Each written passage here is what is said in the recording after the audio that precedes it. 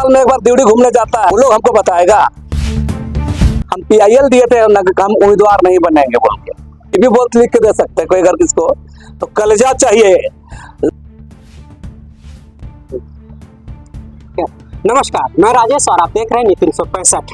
आज हमारे साथ फिर एक बार जुड़ रहे हैं लक्ष्मी नारायण मुंडा जी, जो आदिवासियों के नेता हैं और जुझारू हैं। हमेशा से आदिवासियों को हक और अधिकार के लिए हमेशा से रोड पर है। और अभी एक ज्वलंत मुद्दा है देवड़ी मंदिर, जहां जमीन विवाद को लेकर के है और मंदिर विवाद को लेकर के है।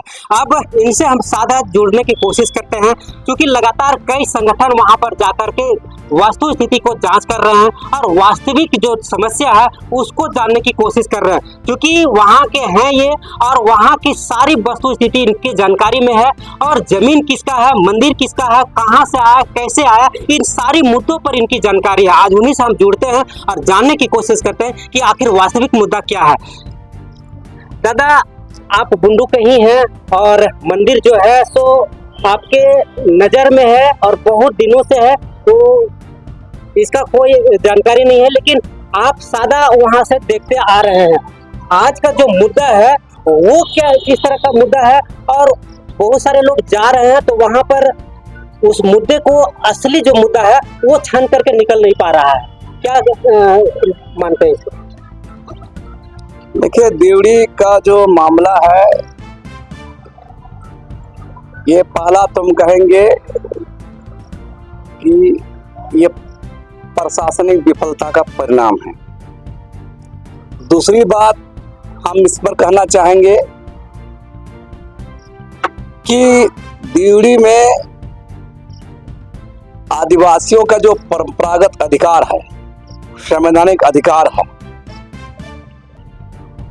उसको प्रशासनिक सहयोग के द्वारा बाहरी तत्वों को वहां पर हावी करने का एक योजना चल रहा है। हम इस बात को इसलिए कर रहे हैं, हम शुरू से वहां का जमीन से लेकर वहां ट्रस्ट तक का बात हम करेंगे कि जो देखिएगा जो जमीन है, हम बोले CS खतियान में, वह प्यार मुंडा और उससे खानदान के लोगों का है। और आपको बता दें, खाता संख्या 54 और जो मंदिर परिसर जो है दीरी जो बोलते हैं, आदिवासियों में दीरी बोलते हैं, तो दीरी 272 प्लॉट और 273 प्लॉट CS खत सर्वे में है। लेकिन वही आप देखिएगा RS खतियान में चंबू पंडा के नाम से हो जाता है, खाता संख्या 105। और ये दस्तावेज देखिएगा वो राजा के द्वारा प्राप्त किया होता है। वही दस्तावेज कभी आता है कि वो जमीन गैर मजरूआ आम है। तो मेरा कहना है कि चलिए हम जमीन पर मालिकाना पर बात से ज्यादा हम उससे भी आगे बढ़ के बात करें। सबसे बड़ी बात है वो इलाका क्या है। कोई भी अंतर्मन से, अंतरात्मा से, अपना जमीन से अगर देखेगा तो स्वाभाविक है वो आदिवासी इलाका है, मुंडारी खुटखटी इलाका है, आदिवासी इलाका है। और उस इलाका में देवड़ी प्रबंधन समिति बना के जिला प्रशासन ने ट्रस्ट बनाया है।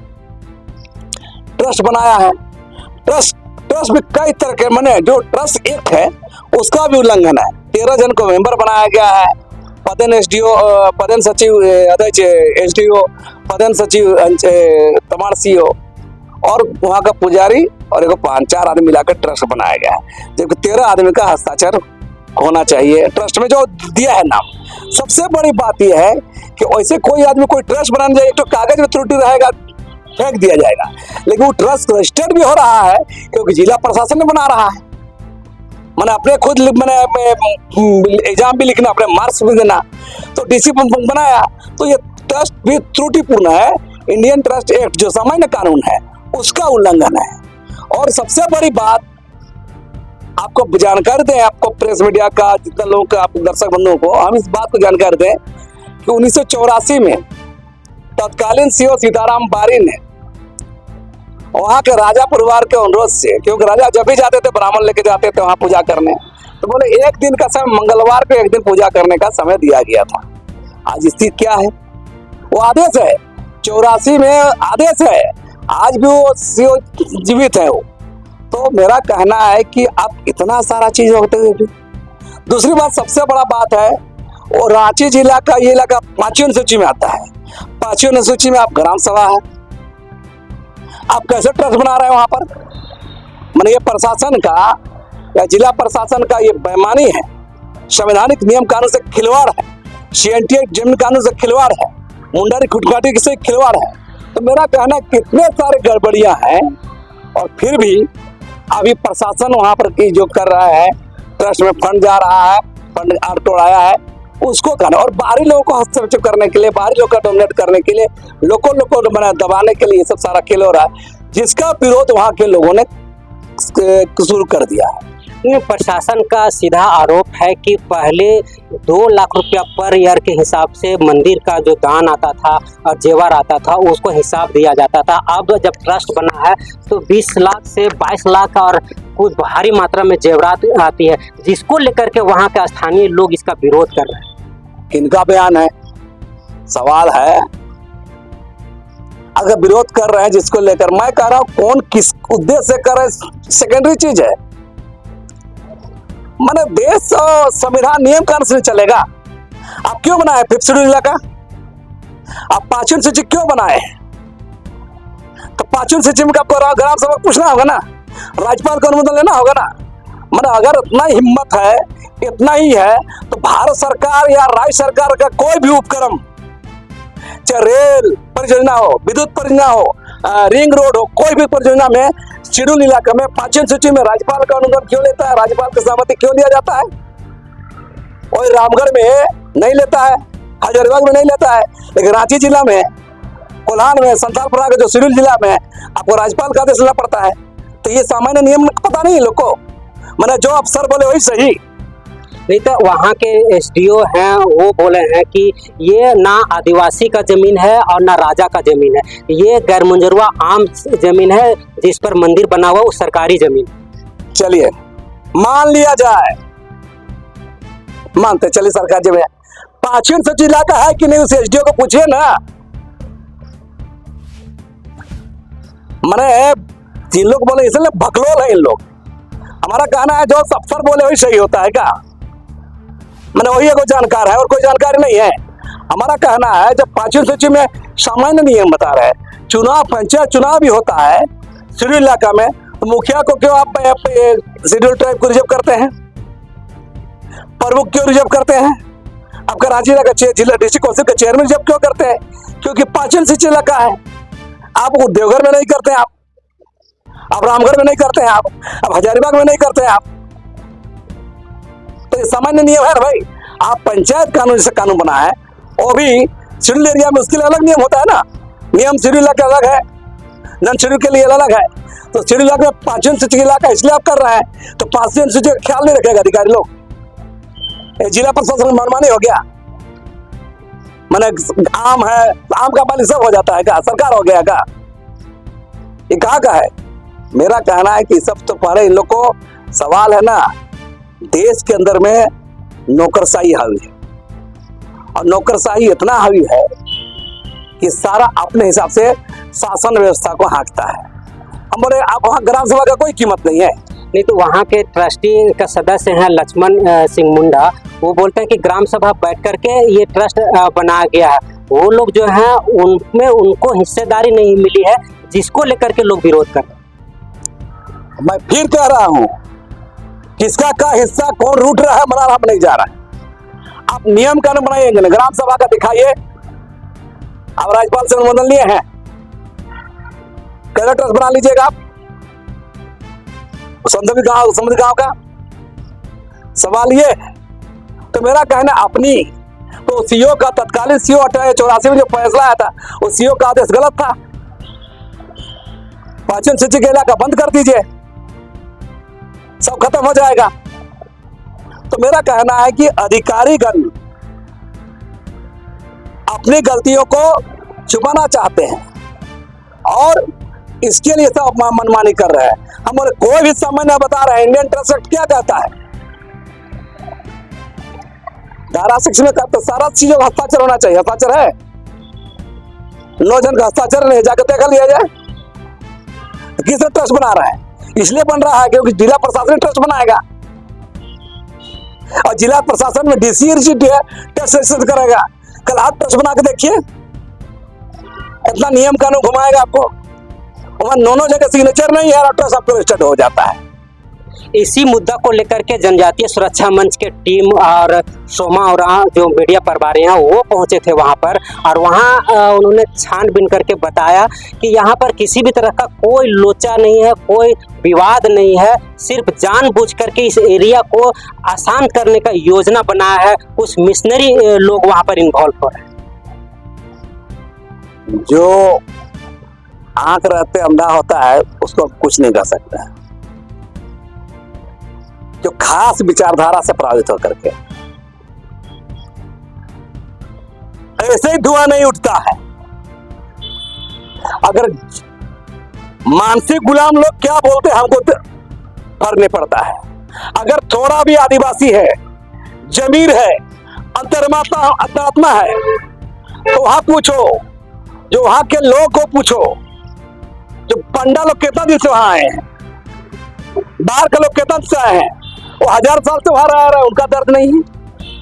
तो कुछ लोग गुलाम होते हैं, उन गुलाम लोग क्या बोलते हैं ये फर्क नहीं पड़ता है। लोग लड़ रहे हैं और वहां के लोग खड़ा हो रहे हैं। परसों की सभा में, आनंद फानंद की एक दिन का कोल में सभा में सबको समझ में आ गया, प्रशासन समझ में आ गया, और आप बता दे रहे हैं ऐसे मानसिक गुलाम अगल बगल आजू बाजू घूमने वालों से कोई फर्क नहीं पड़ता है। बुंडू तमार खुर्टी इलाका वही इलाका है जो मुख्यमंत्री गुरुजी को हरा दिया था, वही इलाका वही इलाका है जहां रघुबर दास का मैंने सरकार उड़ा दिया था, वही इलाका है जो केंद्रीय मंत्री अर्जुन मुंडा को हरा दिया था। तो वही समझ जाइए कि इस सब बातों से वो इलाका संघर्षी इलाका आ रहा है। उलगुलान की धरती है, बिरसा मुंडा का उलगुलान का इलाका है। अगर कोई यहाँ अगल बगल घूम घाम के आ सकता है, जिसको न CNT एक्ट पता है, न ट्रस्ट एक्ट पता है, न प्राचीन सूची पता है, वो आदमी लोग अगर कोई बयानबाजी कर रहा है तो बयानबाजी से नेता बन सकते हैं, लेकिन समाज का जो है, वहाँ का जो अंदर करंट है उसको समझना होगा, वहाँ के लोगों को दर्द को समझना होगा। वहाँ एक जनजातीय सुरक्षा मंच के लोग बंधन टीका पर सीधा सा आरोप लगाया है कि वो पादरी है, ईसाई है, और वहाँ उसका वेशभूषा भी उसी तरह से है। आदिवासियों को बरगला कर वहाँ जमीन विवाद उत्पन्न कर रहा है। वो बाज आ जाए, नहीं तो उनको जेल जाना पड़ेगा। ये तो उन लोग जाने किनके बारे में क्या बोल रहे हैं। सवाल वहाँ ना सब बात बोल करके लोग नेता बनना चाहते हैं। ये तो आरोप आप पर लग रहा है कि वो नेता बनना चाह रहे हैं, इसलिए वहां पर देवड़ी मंदिर का मैटर उठा करके वो चुनाव लड़ना चाह रहे हैं। हाँ। कोई बोले हमको, हम लिख के देंगे चुनाव नहीं लड़ेंगे। इसे यदि ईमानदारी क्या है। मैंने नगर निगम जो आर्थिक सीटों को हटाया गया था, हम PIL दिए थे, हम उम्मीदवार नहीं बनेंगे बोल के। कल हम ये भी बहुत लिख के दे सकते हैं, कोई अगर किसको तो कलेजा चाहिए। लक्ष्मण मुंडा को आलोचना करना बड़ करना पुरुष नहीं होगा। लक्ष्मण मुंडा टाइप का कलेजा चाहिए, हिम्मत चाहिए, ईमानदारी चाहिए। हम इसलिए बोल रहे हैं, तो मेरा कहना है अगर बात निकलेगी तो बहुत दूर तक जाएगी। कहा ये सब बात बोलवा रहे हैं राजेश जी, हम कह रहे हैं मुद्दे पर बात हो, मुद्दे की लड़ाई है। यही तो मुद्दा है कि वहाँ बाहरी लोग राजनीति कर रहे हैं और वहाँ के स्थानीय आदिवासियों का हक जो है वो धीरे धीरे छीनते जा रहा है। ये बाहरी है, ऐसा आरोप जनजाति वाले लोग कर रहे हैं, जो खुद बाहर से गया है वहाँ।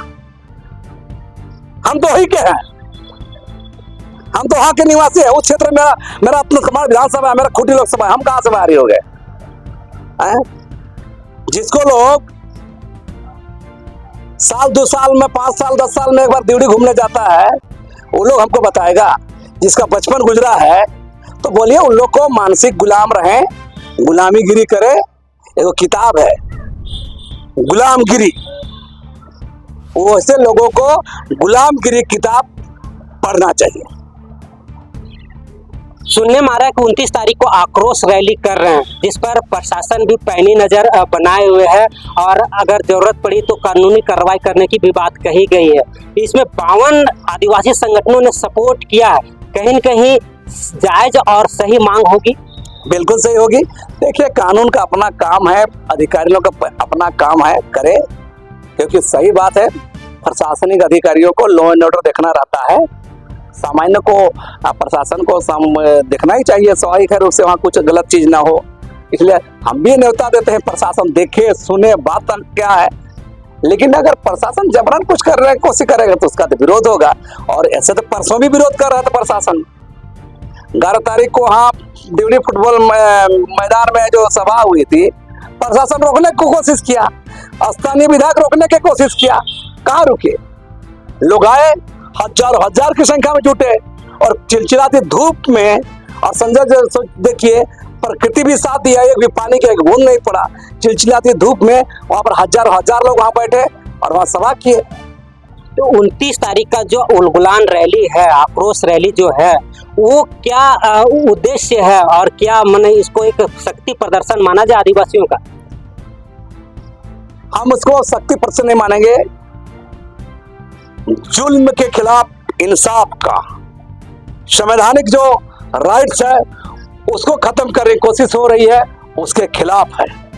और आदिवासियों के अस्तित्व, पहचान, वजूद को मिटाकर धकिया कर बाहर निकालने की कोशिश हो रही है, उसको सामने लाने का हम लोग का प्रयास है। आप मुख्यमंत्री के पास गया है ये बात, क्या मुलाकात हुई और आपने जो समस्या है वो मुख्यमंत्री को आपने रखा इस विषय को? देखिए, हेमंत सोरेन अभी 7वें आसमान पे है और अफसोस लगता है जो आदमी जनता के लिए, झारखंड के लिए न कभी जेल गया हो, न लाठी खाया हो, न मुकदमा झेला हो, और जेल भी गया तो ईडी से दूसरा का चक्कर में जेल गया हो, वो आदमी कितना आदिवासियों का दर्द समझ सकता है, ये तो आदिवासी जनता भी देख रही है। और हम बोल रहे हैं, हेमंत सोरेन मौसमी आदिवासी नेता है। जब इनको भाजपा परेशान करती ईडी के द्वारा, तब वो आदिवासी के याद आते हैं कि हम आदिवासी है, आंदोलनकारी का बेटा है। जब चुनाव आएगा तब बोलेंगे हम आदिवासी हैं, बाकी समय वो आदिवासी नहीं है। इसलिए 2 दिन मुख्यमंत्री मिलने आए लोग, मिले नहीं। फिर भी हम हेमंत सोरेन को फिर भी याद दिलाना चाहेंगे, माननीय मुख्यमंत्री हेमंत सोरेन जी, सत्ता के नशे में इतना मदरस मत होइए। यही तमाम है जहां आपके पिताजी आपसे लाख बड़ा आंदोलनकारी गुरुजी को भी हार का मुख्यमंत्री रहता, हार का मुंह देखना सामना पड़ा था। आपका भी यही हथरोही इलाका करेगा। अभी भी समय है, चेत जाइए, संज्ञान में लीजिए और वहां के लोगों के साथ समस्या का समाधान कीजिए। सब लोग मिलजुल कर रहना चाहते हैं, सब लोग को एक साथ रहना चाहते हैं, इसलिए मुख्यमंत्री इसमें पहल करके समाधान निकालना चाहिए। जिस तरीके से देवड़ी मंदिर का जो विवाद था, बेवाक होकर के और निष्पक्ष रूप से इन्होंने जो बात कही, वो एक काबिले तारीफ है। और लगातार जिस तरीके से आदिवासियों के अधिकारों के लिए जो हनन हो रहा है, 29 तारीख को अधिकार रैली माना जाए या आक्रोश रैली माना जाए, क्योंकि आदिवासियों के अधिकार के लिए ये एक बहुत बड़ी उलगुलान रैली होगी जो लगातार आदिवासियों के साथ हो रहा है। फिलहाल किस मोड़ करवट लेती है देवड़ी मंदिर का ये मामला, आगे हम बताते रहेंगे, अपडेट करते रहेंगे। फिलहाल हमारे साथ जुड़े रहे नी 365 राजेश के साथ।